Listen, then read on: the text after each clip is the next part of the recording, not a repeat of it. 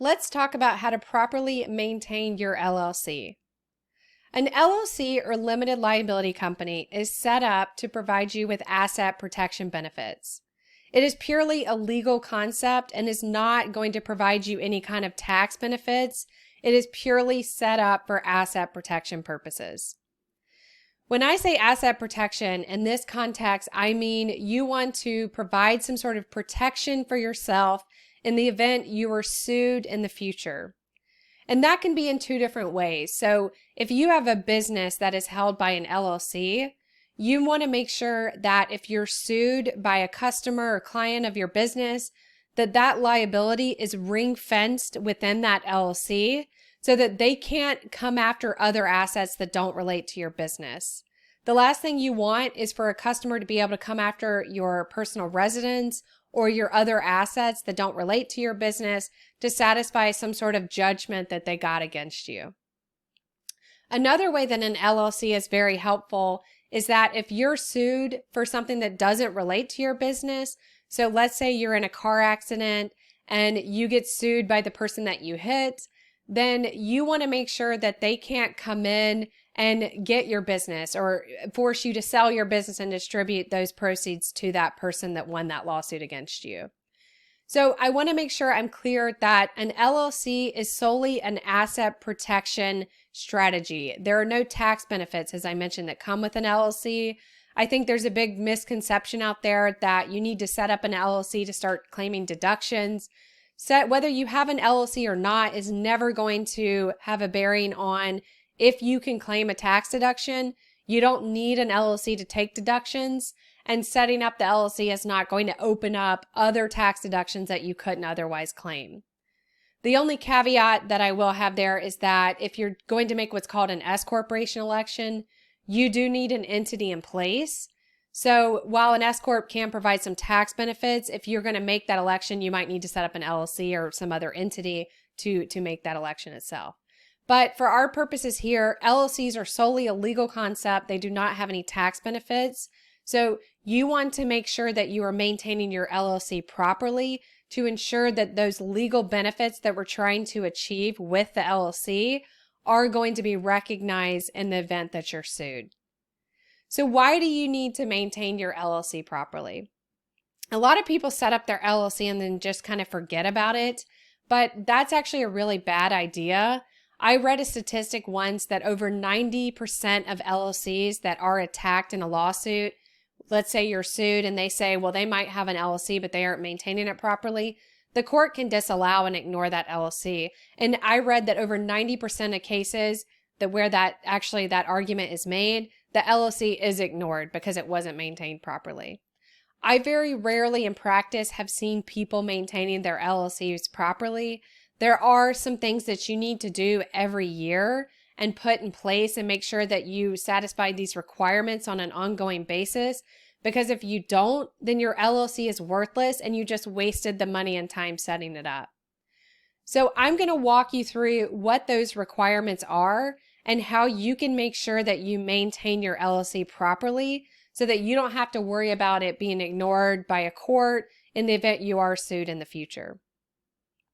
There's a lot of companies and lawyers out there who offer the service. They call it LLC cleanup or something like that. I don't think that's really needed. You don't need to really pay someone to do this. You should pay someone, and I'll talk to you about this when we go through our checklist. You should pay someone to help you with your operating agreement and setting up the LLC because that is the most critical document for maintaining that entity. But you don't need to pay someone to clean up your LLC. You can do that yourself. And after you watch this video, you're going to understand exactly how you need to do that, how you can clean up if you haven't been doing this properly in the past, and what you need to do to maintain that entity going forward. So let's go through our LLC checklist. So this first checklist is for when you set up your LLC. So you only need to do this once at the beginning when you set that entity up. So the first thing you need is an articles of organization, and that is going to be filed with the state. That is something that you can usually file online yourself, and most states have an online portal where you can just sign up and do that yourself. Again, that's not that important. You don't really need someone to pay someone to do that for you. But you do need to make sure that that is filed. That's kind of the filing that you make with the state itself. The operating agreement is the most critical document when it comes to setting up an LLC. So the operating agreement is going to have language in it about what your entity does, what it can do, what restrictions it has, how it operates, who are the owners of that entity, how much money did they put in a property at the beginning when they set it up, what are the rules that have to be followed, in the future if you want to liquidate the LLC or if you want to do, make big decisions on behalf of the entity.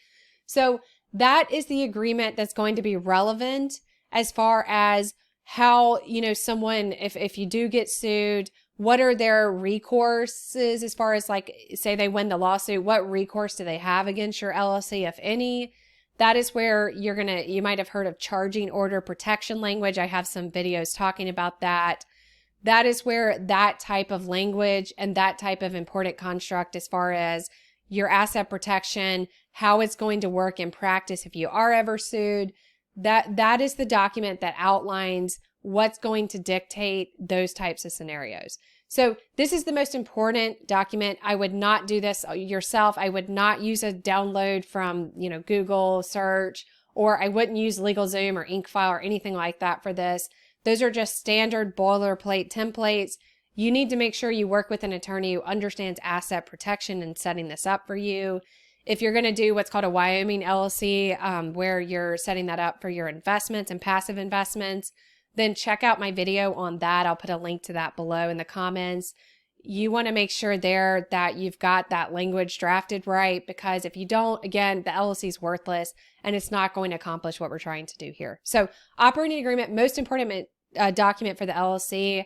It may need to be amended in the future. I'll talk about that when we get to the maintenance checklist. But this is the critical document for your company. Don't do this yourself unless you really are an attorney or understand what you're doing here. The next thing, so you need an EIN for your LLC. You can do that yourself. Don't pay anyone to do that. You can click this link here where you can go to the IRS website and apply for that. It's very easy and straightforward. That is just your EIN or employer identification number. That is just a number that you're going to put on your tax filings in the future. Any kind of documents that you have with the IRS, that's where you're going to use that number. And you can actually, I should have mentioned this at the start, you can download this checklist. There's a link in the comments below where you can go and download this checklist and keep it on file yourself as well. So every LLC needs a registered agent, and that registered agent must be in the state where the LLC is set up. So if it's your state, if you're setting up an LLC for your business in your home state, then you can be the registered agent. And that a registered agent is just someone who can receive mail on behalf of the LLC. It's really a legal thing where if the LLC is ever sued, you need someone in the state that can be served for that lawsuit. It's called service of process, but it has to be someone in the state that can get your mail. So if you're setting up a LLC in a different state, like a Wyoming LLC, you will need to pay someone if you don't have a friend or family member in that state. You will need to maybe work with a paid service, but you need someone in that state who can be designated as your registered agent.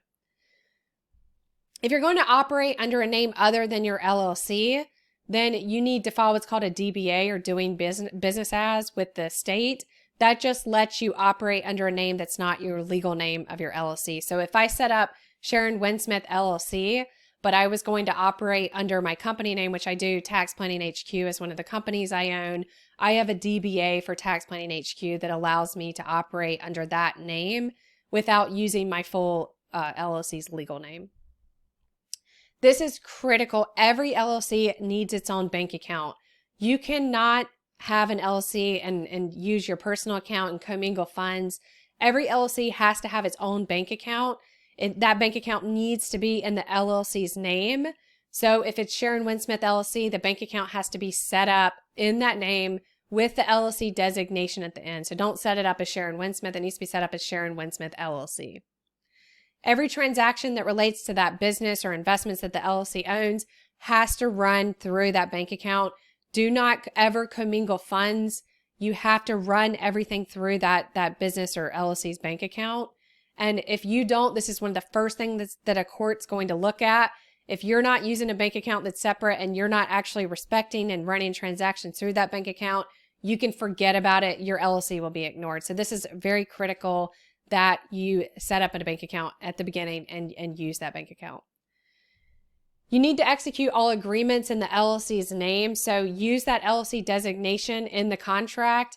Don't just use your personal name. Use your full LLC name with LLC at the end in any contracts that you sign that relate to business of that LLC. If you're going to have employees of your company or LLC, you need to usually you have to file something with the states for that. So make sure you check that. Again, just a Google search with the state should tell you what you need to file there. I'm not going to go into detail about this, but certain businesses require licenses. If you're going to sell food or something, in New York City, for example, I know you've got to get a license for that. I'm an attorney, so I have a license to practice law. So make sure your business, whatever you're doing, doesn't need a license. You'd be surprised sometimes, particularly in states like New York and California, what does require a license. So make sure you check that. Again, a simple Google search with your state's website should be able to tell you if you need a license. And if you do, make sure you file that and keep that on hand. So these are the things you need to do when you set up the LLC to make sure you do it properly. Let's move on to what you need to do each year. So this is an annual LLC maintenance checklist. Again, you can download this at the link below and have this on file yourself, but make sure you do this every year and maintain these documents. So to start with, you should have a corporate file. That file can be stored electronically. It can be in paper. It doesn't matter. Just make sure you keep all these files in some place where you maintain all the documents that relate to the LLC. So everything that I mentioned above, from articles of incorporation to operating agreement, any amended operating agreements, keep every copy of that in your corporate file. Keep that forever, in perpetuity, as long as the LLC is in place. And even a couple years after that, I would keep those files on hand in that corporate file and just make sure that you can access that in the event there's a lawsuit or audit or anything in the future where those documents are needed. Every LLC needs to have an annual meeting with its owners present. That should happen every year. You should just get in the practice. If it's just you, if it's a single owned LLC, still do it. Have a meeting with yourself and make sure you do annual meeting minutes. I have a link below where you can download our template for annual meeting minutes. It's a good guide for you that you can just fill in the sections that are relevant to you and your business. But you do need to have an annual meeting, and you do need to have minutes that, relate to that meeting and what was talked about. You still need to do this yourself, even if it's a single owned LLC and it's just you. I know it sounds silly, but you do need to have a meeting, and you do need to document that you were at that meeting and what you thought about, or if it's multiple owners, what you talked about. Make sure every owner is present at that meeting. You can do meetings sometimes without every owner, but a good practice is to make sure everyone's there. It can be virtual and Zoom if need be, but it can also be a good way to have a business expense. If you're operating a business and you've got multiple owners, maybe you want to fly, to Vegas or wherever, Miami every year and have that meeting, you can deduct that. That's a tax deduction. So it can be a good way to get some travel fun in while you're satisfying these requirements. You need to review your operating agreement every year to see if there's anything that you need to change. Very frequently, you might need to amend your operating agreement. I've had to amend mine. I think every LLC I've ever had, I've had to amend it at least once at some point. So examples of when you might need to amend your operating agreement are, let's say there's big changes. So you might admit a new owner, or maybe an owner's leaving. If you're going to start a new business or acquire a business or an asset, if it's a Wyoming LLC used for passive investments, you don't necessarily need to have an amendment every time you make an investment.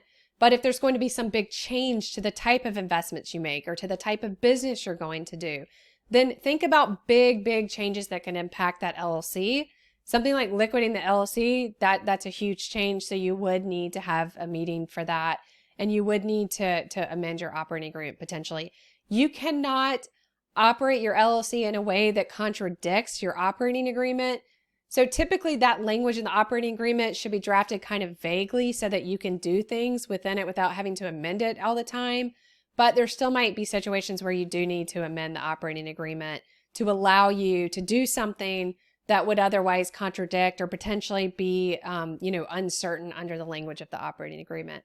So the operating agreement is a document that you need to understand. You need to review it. And if there's going to be anything done that requires an amendment to the operating agreement or requires you comply with certain requirements as stipulated in the operating agreement, make sure you follow those. That is a document that governs how you're going to operate the LLC, and you need to operate the LLC actually in line with what is laid out in that operating agreement. So it is important, and you do need to make sure that you follow it and amend it as needed. You need separate books and records for your LLC. That can be, you know, a profit and loss statement every year, but whatever business or investments that LLC is doing, whatever the purpose is, you need separate books and records that, you know, compute what the profit and loss is for that entity for the year. Almost every state's going to have an annual LLC filing requirement and a fee that you have to pay. That check your state laws, you know, as far as how frequently you have to do that. Some states don't require it every year, but most are going to require you to file something. Don't think that your tax, whoever your CPA or whoever's preparing your return, don't think that they're going to do that for you. I know in a lot of cases they don't do that. This is really a legal concept, even though a lot of times it might be filed with your tax return. So make sure that does get filed. If it doesn't get filed, you're going to be in bad standing with the state, and you're going to, again, you could have your LLC ignored if you are in bad standing. So make that filing every year. Set a calendar invite reminder in perpetuity for you to do that every year and pay that fee. There is a small fee. Some states is more than others. I know like Massachusetts, for example, has a really high LLC fee every year. So a lot of people, you know, try not to own rental property in Massachusetts so they don't have to pay that. But make sure you do search your state's filing requirements and fees and make sure you do pay those on time. The deadlines change. Sometimes it's just an annual deadline. Sometimes it's based on an anniversary of when you set up the entity. So make absolutely sure you check each state where you have an LLC set up and for what those filing requirements are. Your LLC is going to have some sort of tax return filing. The type of filing that's needed is going to dictate, you know, how many owners you have and what the tax treatment of that entity is. So make sure you understand that. In some cases, if you have an S corporation, for example, or multiple owners of the entity, you will have a separate tax return that relates just to that LLC.